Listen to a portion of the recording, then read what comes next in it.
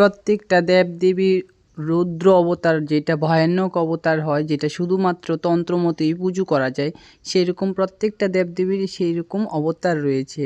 এই ক্ষেত্রে অনেকেই অনেক ভুল করে যে গৃহের মধ্যে এনে পঞ্চমুখ হনুমান রেখে দেয়, অথচ উনি তন্ত্রেতে দীক্ষিত নয়, শক্তিতে দীক্ষিত নয়।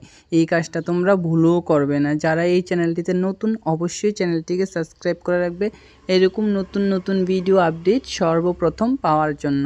আমি সকলকে বলবো যারা শক্তিতে দীক্ষিত নয় তারা অবশ্যই পঞ্চমুখ হনুমান গৃহে এনে পুজো করবে না, কারণ এটা হচ্ছে ভগবানের রুদ্র অবতার, যে অবতারে ভগবান নিধন করে। রুদ্র অবতার ভয়ানক অবতার, যেটাতে গৃহীরা পুজো করাটা না করাটাই ভালো। সেটা যারা শক্তিতে দীক্ষিত তারাই একমাত্র করতে পারবে।